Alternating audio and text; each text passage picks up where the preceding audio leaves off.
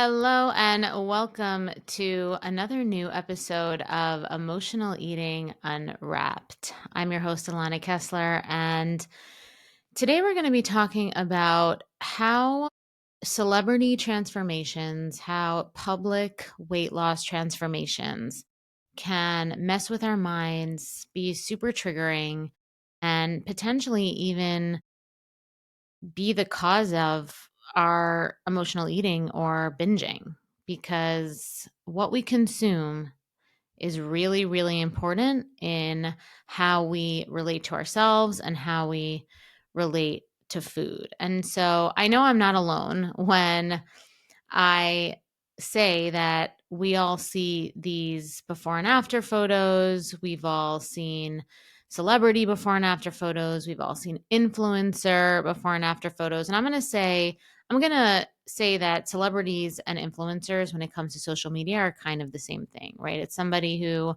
has a lot of clout, a lot of recognition, and we look at those people with a certain aspirational lens, right? And it's so easy to get caught up in all of it, right? It's really easy to get caught up in it thinking, you know, if they're having these crazy transformations, these unbelievable transformations, then this must be what I should be doing. This must be what my results should look like.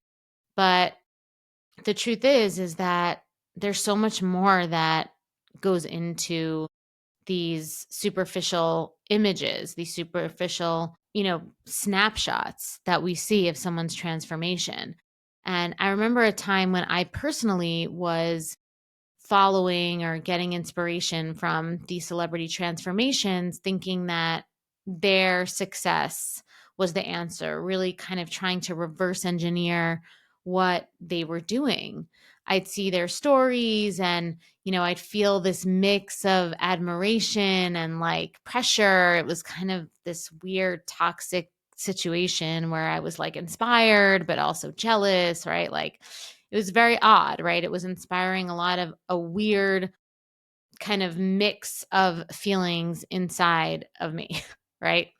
But what I didn't understand was that this constant comparison, this like up and down emotional roller coaster was actually fueling my emotional eating because there was no real support in any of it. It was all just assumptions and kind of just me making up stuff in my mind. And it was like a lot of pressure more than anything else.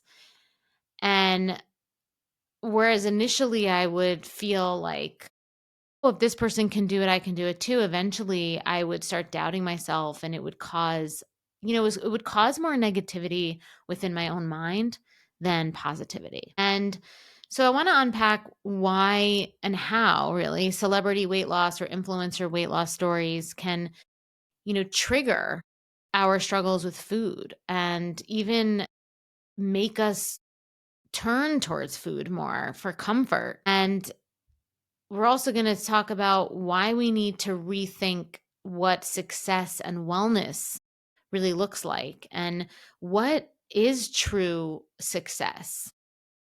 Something that I struggle with, not even struggle with, but something that I toy with all the time is what does a before and after look like? Our society always looks at before and after photos as, a body photos. But as you know, and I know, there's so much more that goes into success, success in recovering from emotional eating, success losing weight as someone who emotionally eats and also wants to lose weight. There's so much more that we can't see that is measures of success. And that's really important for us to remember and for us to continue to remind ourselves and, give ourselves recognition for that work as well. So, the allure of celebrity weight loss, like it's kind of cliche, but it's kind of not because like there's something so captivating about celebrity and influencer transformations, right? It's like somehow we suspend reality that they're real people and we feel like they have some otherworldly discipline and, we kind of project onto them that they have this magic sauce that we don't have and they have the answer and we need to replicate and copy and figure out what they're doing and do it ourselves.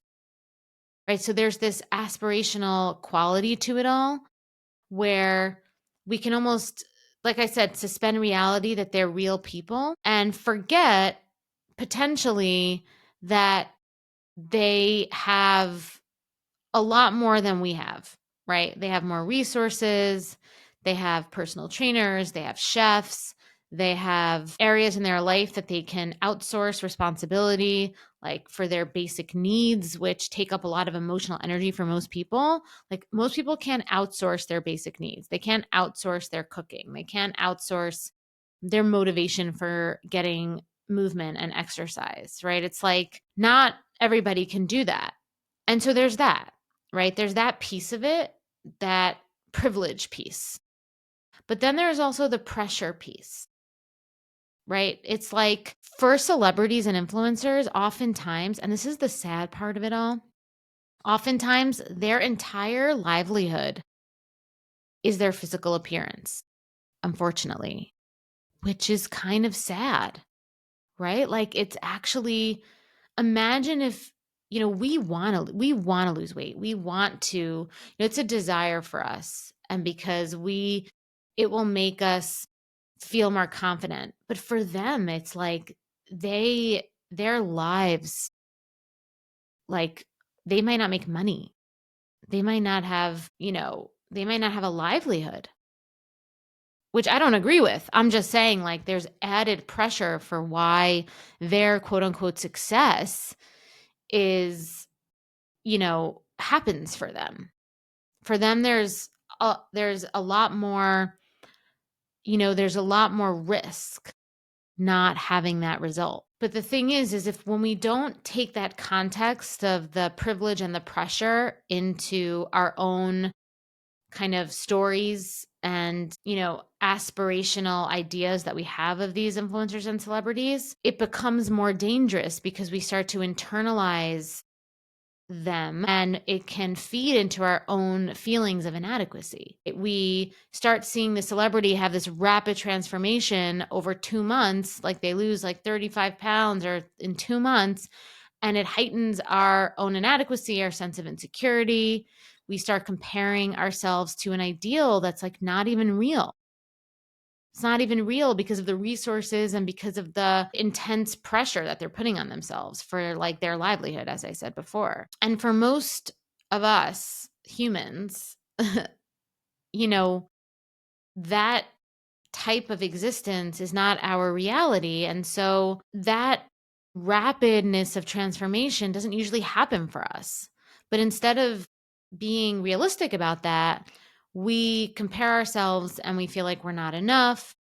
And what happens is when we feel like we're not enough as emotional eaters, and food being a coping mechanism that we've been conditioned to use for decades, probably, we end up emotionally eating. We end up feeling guilty about that. We end up binging, right? It ends up being this feeder for our coping behavior and for an addiction with food and eating, which ends up leading to guilt, which ends up leading to a feeling of despair and then more insecurity, right? It's just this kind of cycle and hamster wheel that just continues to feed into itself. And so the emotional impact of seeing these quote unquote inspiring transformations everywhere, all it does usually is create this unrealistic bubble that leads to more pressure and just more feeling of low self-worth, self-doubt. And so we start to believe in all of these negative things. right? We start to believe in all of these negative things, and it's it's not a healthy thing. It's not a healthy thing. It also is unhealthy because oftentimes these influencers and celebrities are promoting some sort of product, whether it's a detox, whether it's a supplement, right? Whether it's, it could, whatever it is, right? They're often promoting some sort of product, and there's benefit for them as well for other people to buy in to the image that they're selling. And so there's a lot of exploitation happening around these before and after stuff, right? So none of it is really real.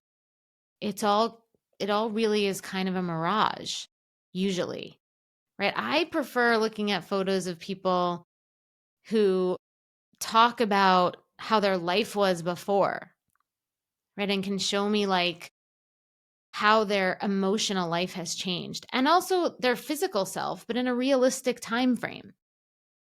And they're not just presenting their body as a means and a measure of their success. And so, how do we start breaking free from this trap, right? Of getting exploited by celebrity and influencer culture? It begins by reassessing what we consume, especially through social media, creating boundaries around our feed, and also really examining what true success and wellness really looks like. I know for me, when I was, in the early stages of my recovery from emotional eating, it was in the early stages of social media. I would say Instagram. I only got on Instagram in 2011, maybe even 2012 was the first time I got on Instagram, and you know, I was already kind of year one ish of, year one, maybe year two of my kind of feeling like I had succeeded and cracked the code of emotional eating and binging, and, my weight had dropped. And so I don't think I was that influenced by it.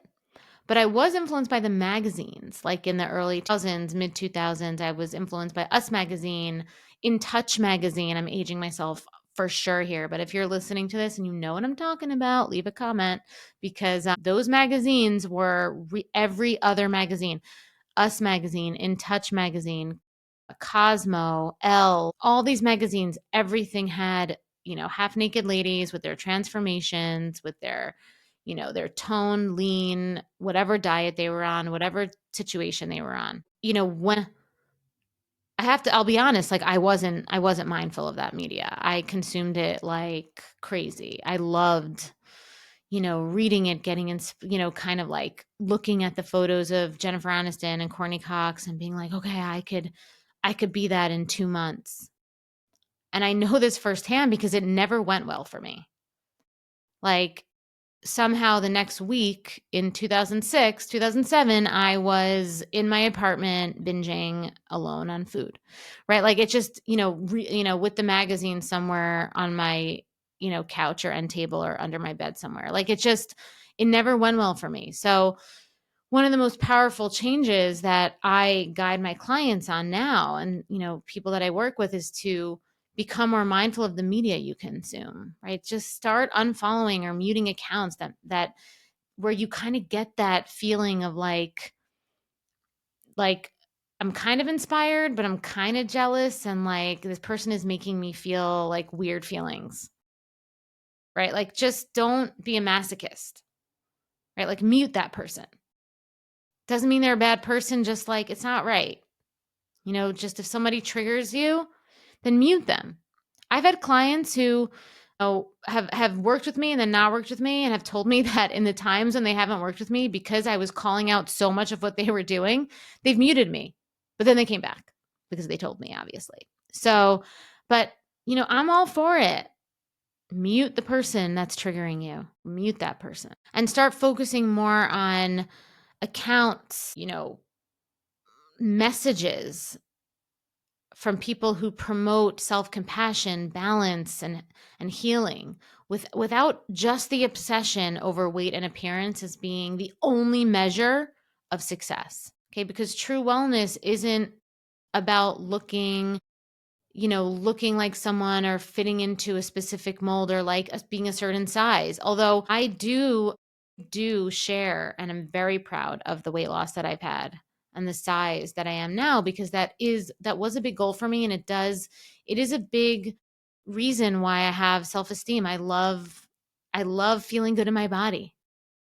And feeling good in my body is being leaner, right? Like being lean. I like being lean. If you listen to this podcast, you know that. And I like being lean, but I also like eating food, and I like eating everything. And I like feeling not guilty afterwards. And that is something I worked really hard for. And that's something that I can't show in a photo, right? I can't show that transformation of how I now feel completely free with food in a before and after photo. It just doesn't, right? Like I guess I can, like I could show myself in a photo of eating a ton of food and then not, but like it doesn't really work, right? So look for the deeper transformations, the deeper conversations, and really get clear on what success and healing is for you. Get clear on that, and then create an action plan and a support system, plug into a support system that will help you achieve that. Because when we focus on other people's journeys and we don't know the full story, and we create assumptions, or we just follow blindly and, potentially can get exploited for someone else's gain, we lose sight of our own journey, right? So be really mindful, pay attention to how you feel when you're consuming certain content, right? Does it make you feel empowered? Does it make you feel, or does it leave you feeling insecure? And it might sound like a little bit simplistic, but it's really not, because unfollowing accounts that make you feel inadequate is really one of the best acts of self-care.